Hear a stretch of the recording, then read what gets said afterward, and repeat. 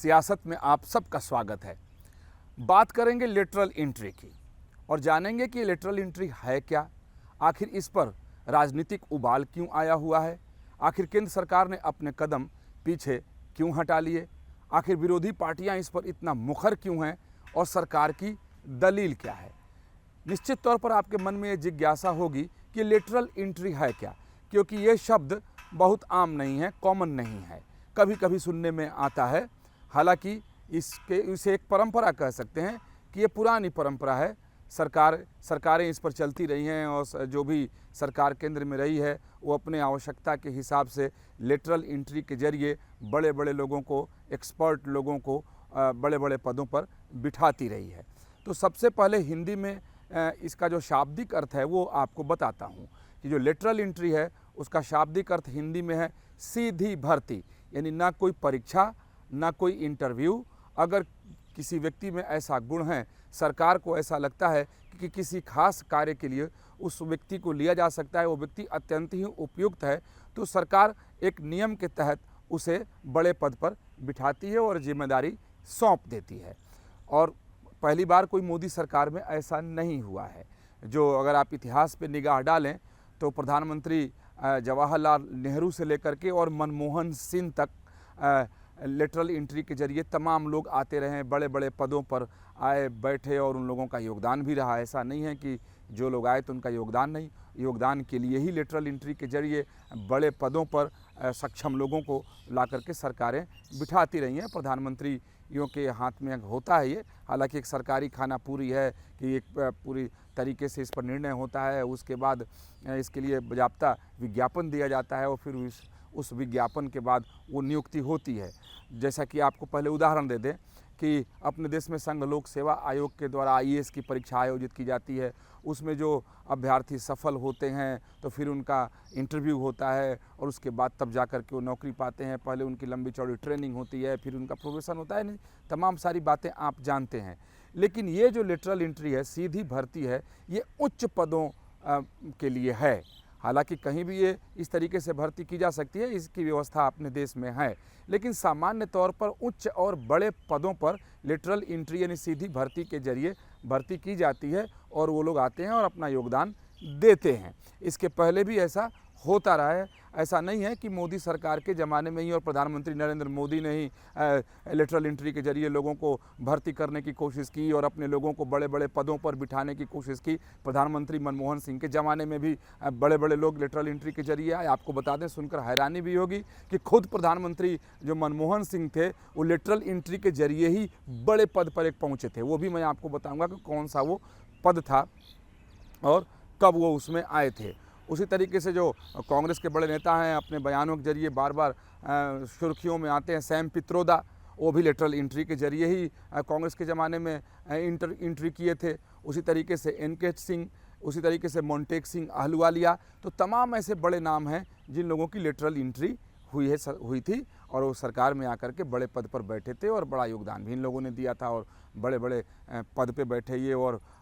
महत्वपूर्ण जगहों पर इन लोगों को स्थान दिया गया था। लेकिन अब इस पर राजनीतिक बवाल है, क्योंकि प्रधानमंत्री नरेंद्र मोदी की सरकार ने भी लेटरल एंट्री के लिए कुछ पदों के लिए विज्ञापन जारी कराए थे और उस पर कुछ लोगों की भर्तियां होनी थी। यानी 45 लेटरल एंट्री के लिए संघ लोक सेवा आयोग यानी union public service commission UPSC ने विज्ञापन 17 अगस्त को जारी किए थे और 45 पदों के लिए, जिसमें ज्वाइंट सेक्रेटरी, डिप्टी सेक्रेटरी और डायरेक्टर, ये बड़े पद होते हैं। तो इन पदों पर भर्ती के लिए 45 पदों पर नियुक्ति के लिए विज्ञापन जारी किया गया था। जैसे ही ये संघ लोक सेवा आयोग की तरफ से विज्ञापन जारी किया गया, देश में राजनीतिक उबाल सा आ गया और चारों तरफ से कहें कि जो अलग पार्टियां हैं, ख़ास तौर पे जो विपक्षी पार्टियां हैं, वो लोग केंद्र सरकार पर हमलावर हो गई और उन लोगों की तरफ से ये बातें आने लगी और आरोप लगाए जाने लगे जो केंद्र की सरकार है यानी मोदी की सरकार जो है और उसके साथ साथ बीजेपी, ये लोग आरक्षण विरोधी हैं, ये नहीं चाहते हैं कि जो संवैधानिक व्यवस्था है वो ठीक ढंग से चले। ये लोग जानबूझ करके लेटरल एंट्री के जरिए अपने लोगों को बड़े बड़े पदों पर बिठा देना चाहते हैं। इसलिए इस तरीके से भर्ती कर 45 लोगों को महत्वपूर्ण पदों पर बिठा देना चाहते हैं। तो इसको लेकर राजनीति गर्म हो गई, चाहे वो राहुल गांधी हों या अखिलेश यादव हों या फिर मायावती हों या उस तेजस्वी यादव हों, ये सभी लोग एक साथ बयान देने लगे कि भाई ये जो आरक्षण की नीति के खिलाफ है, जो देश में एक व्यवस्था है, भर्ती की व्यवस्था है, उस व्यवस्था के खिलाफ है। तो मैंने जैसा कि आपको पहले ही कहा था कि लेटरल एंट्री के जरिए सभी सरकारों में भर्तियाँ होती रही हैं। खुद मनमोहन सिंह भी उसके लाभार्थी रहे हुए हैं, मोन्टेक सिंह अहलुवालिया उसके लाभार्थी हैं। तो इस तरीके की होती रही हैं। लेकिन इस बार बवाल क्यों उठा, सबसे पहले मैं आपको बताता हूं कि एक साथ 45 पदों पर भर्ती के लिए विज्ञापन निकाल दिया गया। पहले जो होती रही तो 2 सीटों पर, 5 सीटों पर, मोदी सरकार के वक्त में भी हुआ, प्रधानमंत्री मोदी के वक्त में भी हुआ है, पहले हुआ है। 2-3 पदों पर हुआ तो किसी की निगाह नहीं गई, या 2-3 पद पर अगर भर्ती हुई तो वो बहुत बड़ा मुद्दा नहीं बन सका, क्योंकि सभी सरकारें करती ही रही हैं। लेकिन इस बार 45 पदों पर नियुक्ति के लिए विज्ञापन निकाल दिया गया, वो भी ज्वाइंट सेक्रेटरी, डिप्टी सेक्रेटरी और डायरेक्टर। इसमें ऐसा नहीं था कि योजना आयोग जो अब नीति आयोग है उसमें बिठाने के लिए किसी को लाया जा रहा है। पहले जितनी भी भर्तियां हुई हैं वो इसी तरीके से किसी आयोग के अध्यक्ष के लिए या किसी आयोग में बड़े पद पर या सरकार के किसी मंत्रालय के किसी विशेष डिपार्टमेंट में किसी महत्वपूर्ण पद पर नियुक्ति हुई है। ऐसा नहीं है कि नियुक्तियां नहीं हुई हैं, लेकिन इस नियुक्ति पर बवाल जो हुआ, राजनीतिक उबाल जो आया, उसका जो पहला कारण है वो ये है कि जिन पदों पर सीधी भर्ती के लिए ये विज्ञापन निकाला गया, वो अपने देश में एक व्यवस्था है कि जो union public service commission UPSC के जरिए देश भर में सालाना जो परीक्षा आयोजित की जाती है, आईएएस की, सामान्य तौर पर उस परीक्षा को आप बोल सकते हैं, उसमें जो लोग होते हैं, जो भी पहले कलेक्टर बनते हैं, डिस्ट्रिक्ट मजिस्ट्रेट बनते हैं, वहाँ से वो सीनियर होते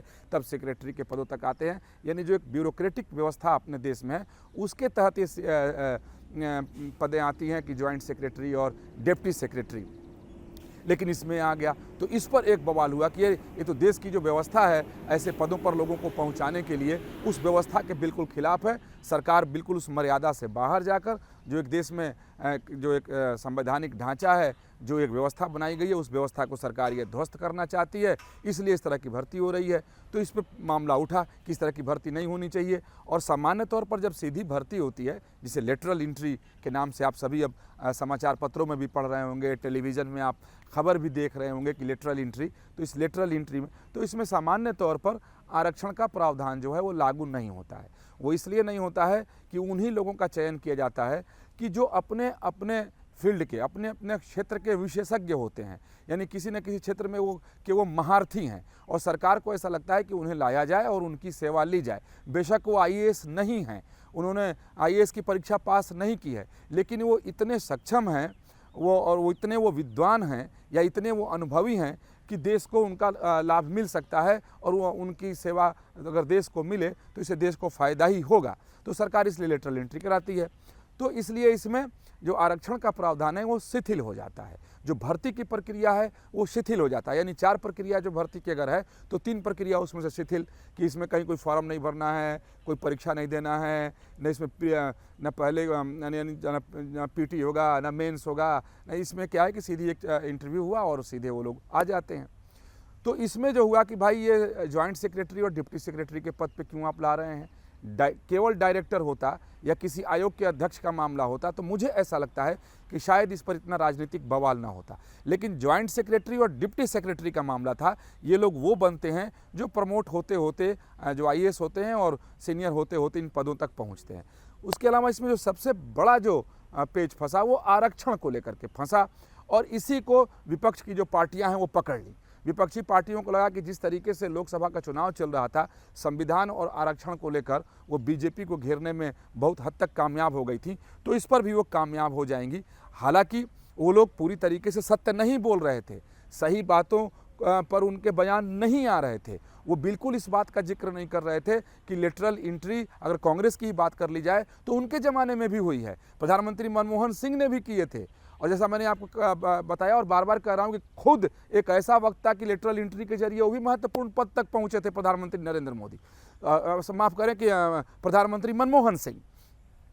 तो वो बातें नहीं कही जा रही, और ये बातें भी नहीं बताई जाती हैं। हालांकि राजनीति में ऐसा होता नहीं है क्योंकि तमाम जो सत्य बातें होती हैं उसको दबा करके जो अपने फ़ायदे की बात होती है उसी को बताया जाता है। तो जो विपक्षी पार्टियां सरकार पर आरोप लगा रही हैं कि आरक्षण को इसके जरिए ख़त्म कर देना चाहती हैं, अपने लोगों को बैकडोर से घुसा करके बड़े बड़े पदों पर बैठा देना चाहती हैं, तो ठीक बात है कि इसके जरिए लोग आते, लेकिन वो लोग ये नहीं बता रहे हैं कि ये जो सक्षम और विशेषज्ञों को इसमें लाया जाता है और इसमें जो आरक्षण का प्रावधान है वो जो नौकरी है उस नौकरी के खांचे के तहत नहीं लाया जा रहा है, उनके सेवा के लिए उन्हें लाया जा रहा है। अब बात भी सही है कि इसमें आरक्षण का वो नियम लागू नहीं होता है और पहले भी जो भर्तियां हुई हैं उस पर भी आरक्षण का नियम लागू नहीं हुआ। तो इसे लेकर के जो विपक्षी पार्टियां हैं वो हमलावर हो गई केंद्र सरकार पर, मोदी सरकार पर, बीजेपी पर, और दबाव ज़्यादा सरकार पर तब बना कि जो एनडीए की कुछ सहयोगी पार्टियां हैं उन लोगों ने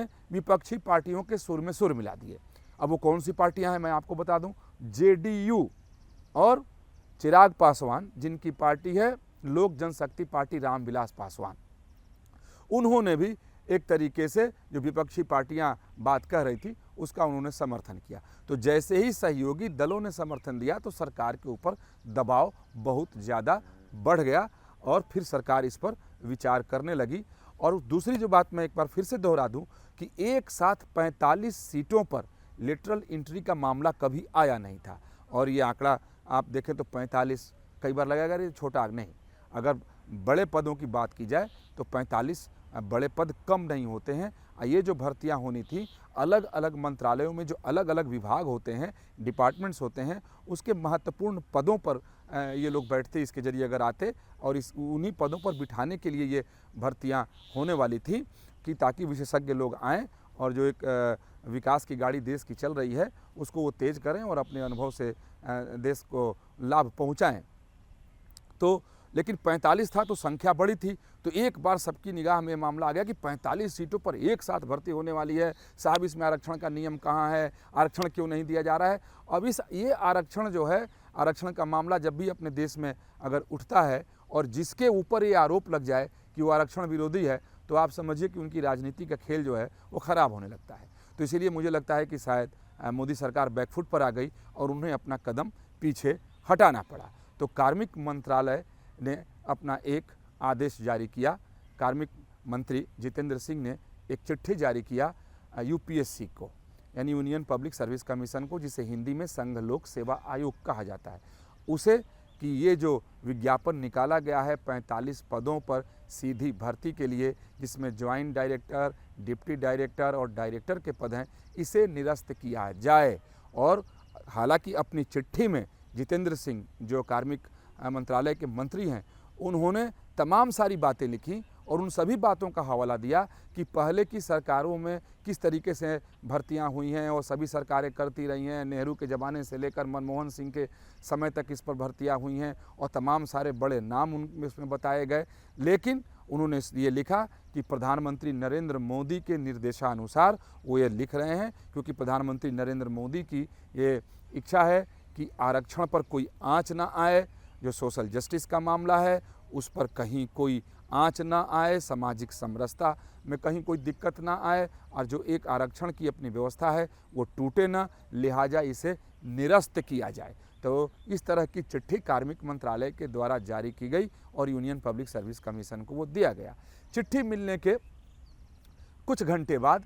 यूपीएससी ने जो विज्ञापन 17 अगस्त को जारी किए थे 45 सीटों पर सीधी भर्ती के लिए, उसे रद्द कर दिया। अब रद्द हुआ और रद्द होते ही अब विरोधी पार्टियां कहीं कि ये तो हमारी जीत है और हम लोगों ने जो दबाव बनाए तो वो कामयाब हुआ और मोदी सरकार को अपने कदम पीछे हटाने पड़े, उन्हें झुकना पड़ा और उन्हें अपने विज्ञापन को ही निरस्त कराना पड़ा। तो निश्चित तौर पर विरोधी पार्टियों ने अपनी बातें उठाईं, उन लोगों ने दबाव बनाया, लेकिन मैं ऐसा मानता हूं कि सही माने में अगर जो सहयोगी पार्टियां, जो बीजेपी की सहयोगी पार्टी है, एनडीए के जो घटक दल हैं, जेडीयू हों या फिर जैसा मैंने कहा चिराग पासवान की पार्टी, चिराग पासवान ने खुद कहा था, तो इन लोगों ने जब बोला तो दबाव ज़्यादा बढ़ गया। उसके बाद शायद मुझे लगता है कि सरकार को भी इसकी गंभीरता का अंदाज़ा हुआ कि बेशक वो सत्य नहीं है, नियम के विरुद्ध नहीं है, जो अपने देश में एक जो भर्ती की जो व्यवस्था है उसके खिलाफ ये जो लेटरल एंट्री है वो नहीं है। लेटरल एंट्री कोई गैर कानूनी नहीं है, लेकिन राजनीति में संदेश सबसे बड़ा मायने रखता है। तो मुझे लगता है कि सरकार को लगा कि इस पर संदेश गलत जा रहा है कि हम आरक्षण के विरोधी हैं, जबकि हकीकत है कि इसका और उससे कोई आरक्षण का कोई मामला नहीं है, कोई लेन देन नहीं था। लेकिन चूंकि अब विपक्षी पार्टियां उठा रही थी और देश में भी लोगों को ऐसा लग रहा था कि साहब हाँ ये तो आरक्षण इसमें नहीं है, ये तो हक को मारा जा रहा है, तो हालांकि सच्चाई और हकीकत और प्रावधान बिल्कुल अलग है। तो इसलिए सरकार ज़्यादा दबाव में आ गई कि ये संदेश जा रहा था कि ये आरक्षण के खिलाफ है, इसमें आरक्षण नहीं है और सरकार आरक्षण विरोधी है, लिहाजा सरकार इस पर पीछे हट गई। लेकिन ऐसा नहीं है कि सरकार पीछे हटी, तो सरकार ने अपने संदेश भी इस पर दे दिए और उन लोगों के नाम भी उजागर कर दिए जो लोग लेटरल एंट्री के जरिए मनमोहन सिंह के सरकार में या राजीव गांधी की सरकार में या इंदिरा गांधी की सरकार में या फिर उसके पहले पंडित जवाहरलाल नेहरू के सरकार में एंट्री पाए थे और बड़े बड़े पदों पर वर्षों तक बैठे रहे और काम करते रहे। जैसा कि मैंने बताया ना कि मोंटेक सिंह अहलुवालिया, NK सिंह, सैम पित्रोदा, ये कुछ बड़े नाम हैं, ये लोग लेटरल एंट्री के जरिए ही आए थे। नंदन नीलेकणी ये भी लेटरल एंट्री के जरिए ही सरकार में घुसे थे। लेकिन जो भी हो, व्यवस्था हो, प्रावधान के खिलाफ भले न हो, लेकिन राजनीति के खिलाफ ही जा रहा था। तो इसलिए मुझे लगता है कि सरकार ने इस पर अपने कदम पीछे हटा लिए और आदेश जारी कर दिया कि भाई इसे निरस्त कर दिया जाए, और अब वो निरस्त हो गया है। लेकिन अब इस पर राजनीति थमती हुई नज़र नहीं आ रही है कि अगर निरस्त हो गया तो राजनीति थम जाए। अब राजनीति जो शुरू हुई, जैसा मैंने आपको पहले कहा कि देखिए साहब, हमने तो सरकार को झुका दिए, और फिर क्योंकि ये सरकार आरक्षण विरोधी थी और आरक्षण के विरोध में जा रहा था पूरा मामला, तो अब विरोधी पार्टियां इसे फिर आरक्षण की चाशनी इसके ऊपर चढ़ाकर इससे और बात को आगे बढ़ाना चाहती हैं। लेकिन विरोधी पार्टियों के इस मुहिम को अपने आदेश से केंद्र सरकार ने कुंद कर दिया है। तो चलिए फिर मिलेंगे और कुछ नई जानकारी, कुछ नई सियासी बातों के साथ।